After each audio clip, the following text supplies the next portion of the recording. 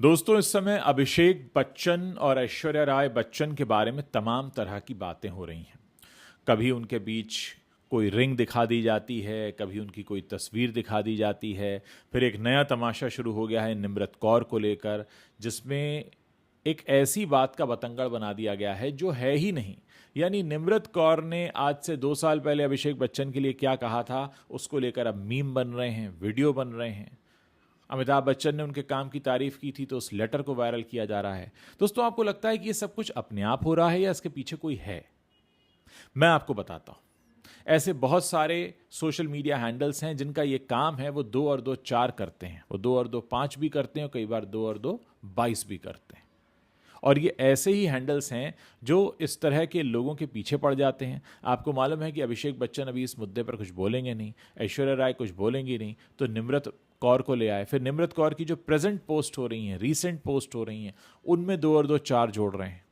दोस्तों, बहुत सारे ऐसे लोग हैं हमारे आसपास जो एक दूसरे की ज़िंदगियों में झांक कर अपना सोशल मीडिया फ़ैन फॉलोइंग बढ़ाने में लगे रहते हैं, बिना ये सोचे कि जिनके बारे में वो बात कर रहे हैं उन पर क्या गुजर रही होगी। और रही बात अभिषेक और ऐश्वर्या की, उनके बीच आपसी संबंध जो भी चल रहे हैं, जैसे भी चल रहे हैं, जाहिर है कि वो कभी ये ज़रूरी नहीं समझेंगे कि एक प्रेस कॉन्फ्रेंस करके सबको बताएं कि उनके बीच क्या चल रहा है। हाँ, बहुत सी चीज़ें होती हैं जो आप फोटोग्राफ देखकर, रील देखकर, इंस्टाग्राम देखकर, सोशल मीडिया पर उनके कमेंट्स देखकर अंदाज़ा लगा लेते हैं। बहुत सारे लोगों ने अंदाजे लगाए कि देखो, ऐश्वर्या को बच्चन परिवार से किसी ने बर्थडे विश नहीं किया, उन्होंने तो बच्चन साहब को बर्थडे विश किया था। फिर कुछ लोग पुराना फोटो निकाल लाए कि देखो, पहले तो इनको बर्थडे विश किया जाता था, सोशल मीडिया पर इनके परिवार के लोग विश करते थे, अब कोई नहीं कर रहा है, क्या सब कुछ बदल गया है। फिर एक वो तथाकथित शादी के फुटेज आ गए जिसमें कहा गया दोनों अलग अलग पहुंचे। ऐसी तमाम बातें होती रहीं। फिर एक क्लिप आ गया निम्रत कौर का जिसमें निम्रत कौर कुछ कह रही हैं अभिषेक बच्चन से, उनकी शादी पर कुछ कमेंट कर रही हैं, और वो बिल्कुल मजाक में किया गया कमेंट है, और वो एक फिल्म के प्रमोशन के दौरान है, बातचीत के बीच में निकली हुई एक ऐसी बात है जिसको लेकर तमाम तरह के ट्रोल्स आ गए और बहुत तरह की बातें लोगों ने लिखनी शुरू कर दी। लेकिन आप खुद ये सोचिए कि क्या ये सब कुछ खुद होता है या बाकायदा कुछ लोग ऐसे हैं जो बैठे रहते हैं यही काम करने के लिए। दोस्तों, मैं आपको बता दूं, बहुत सारे ऐसे लोग हैं जिनका सिर्फ ये काम है कि वो इधर से उधर एक तस्वीर उठाई, एक वीडियो उठाया, एक कमेंट उठाया, फिर उसमें 2 का 2, 2 का 2, 2 का 4 जोड़ा और उसको बड़ा बना दिया। मुझे याद आ रहा है मलाइका अरोरा का वो नवंबर वाला पोस्ट जिसमें उन्होंने कहा है कि मुझे जहरीले लोगों से दूर रहने की ज़रूरत है, तो लोगों ने उसको कनेक्ट कर दिया अर्जुन कपूर से। तो ऐसे बहुत सारे सोशल मीडिया हैंडल्स हैं जिनका सिर्फ ये काम है, जो बैठते हैं कि आइए आज हम किसका 2 और 2 4 जोड़ें। दोस्तों, मुझे लगता है कि इस तरीके की ज़रूरत नहीं होती है, क्योंकि इस तरह की ज़रूरत अगर आप महसूस करते हैं और आपको लगता है कि आपको ऐश अभिषेक के बारे में कुछ 2 और 2 4 जोड़कर ही कुछ नया मिलने वाला है, या उससे आप अपने जीवन में कोई बड़ी उपलब्धि हासिल करेंगे, तो एक बार ज़रा अपने गिरेबान आंख डालकर देखिए कि आप किस तरीके से किसी सामने वाले की इज्जत को तार तार कर रहे हैं। एक सामने एक शरीफ इंसान है, वो कुछ बोलना नहीं चाहता। अभिषेक बच्चन को वैसे भी हिदायत दी गई है कि वो अपने बारे में कम से कम बोलें, क्योंकि इस समय कंट्रोवर्सीज काफ़ी हैं। वो कुछ भी बोलेंगे उसको हवा लग जाएगी, उसको पूरा तिल का ताड़ बन जाएगा। मुझे याद है कि अभी कुछ दिनों पहले जब वो यूरोप में थे ओलंपिक के दौरान, उन्होंने एक वहाँ के लोकल चैनल को एक इंटरव्यू के दौरान अपनी रिंग दिखाई थी और ये कहा था कि स्टिल मैरिड। लेकिन आप सोचिए कि आज हमारे देश का जो मीडिया है, पैपराजी मीडिया है, या जो सोशल मीडिया हैंडल्स हैं, वो किस लेवल पर आ चुके हैं।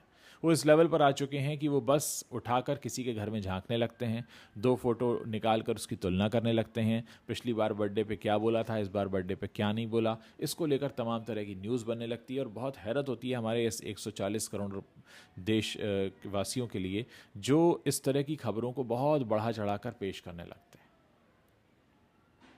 मैं आपसे पूछना चाहता हूं कि पिछले कई महीनों के दौरान जो आपने खबरें देखी हैं ऐश अभिषेक की, खासकर मुझे याद है कि अंबानी वेडिंग के बाद इस तरह की खबरों को बहुत हवा मिलनी शुरू हो गई थी। लोग बहुत कुछ पढ़ना चाहते थे, चटकारे लेकर, अच्छा किसने क्या कहा, किसने क्या लिखा। फिर उस बीच मलाइका और अर्जुन के ब्रेकअप की बात हुई। आप खुद सोचिए कि हम एक तरफ कहते हैं कि फिल्म इंडस्ट्री में कोई काम नहीं हो रहा, कोई बड़ी फिल्में नहीं आ रही, कोई इनोवेशन नहीं हो रहा, लेकिन हम फिल्म इंडस्ट्री के नाम पर किस तरह की खबरों के पीछे भाग रहे होते हैं।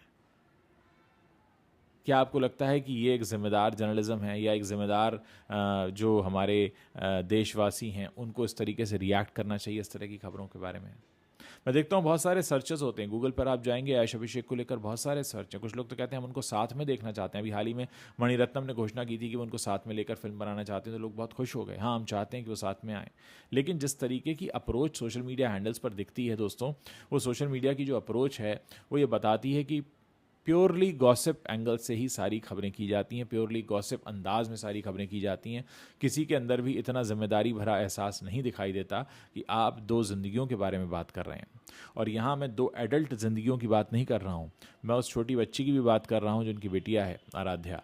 उसके दिल पर क्या गुजरती होगी जब इस तरीके की खबरें चलती हैं, लोग चटखारे लेकर पढ़ते हैं, उस पर तरह तरह के कॉमेंट करते हैं, और बिना ये जाने कि उनके परिवार में एक दूसरे की क्या स्थिति है। क्योंकि आप तो घर के बाहर से देखते हैं, आप तो घर के अंदर घुसे नहीं हैं, लेकिन बाहर से जो कमेंट्स आते हैं निकल कर, उसको देखकर लगता है कि पता नहीं क्या हो रहा है।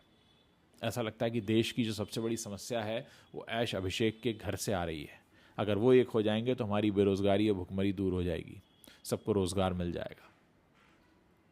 ये अप्रोच हमें बताती है कि हम चाहते क्या हैं मीडिया से।